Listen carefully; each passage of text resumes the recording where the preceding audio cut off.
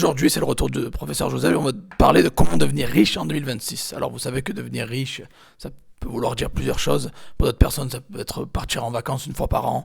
Ou pour d'autres personnes, c'est juste acheter une maison avec une voiture et être heureux comme ça. Ça a plusieurs significations, mais on va dire que c'est plutôt être confortable, être bien et ne pas vraiment stresser au niveau financier. Voilà. Et au final, c'est toujours une chose qui revient, c'est le business. Il faut ouvrir un business, une activité, faire quelque chose.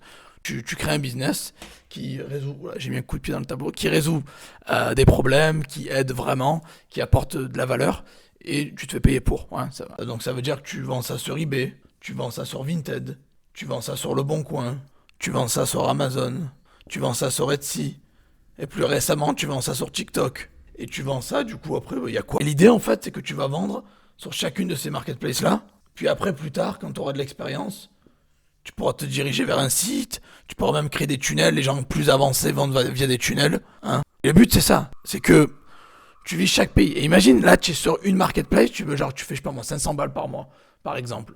Mais t'es que sur la France. Puis après tu fais ça, tu refais 200 balles ici. Puis tu vas te rendre compte que le marché allemand est puissant, tu peux faire peut-être 1200 balles dessus, tu vois. Donc ton produit de base que tu avais, ben, il se retrouve vendu sur plusieurs plateformes et sur plusieurs pays. Et c'est exactement ça la vision à long terme que je veux t'enseigner, que tu peux devenir vraiment riche.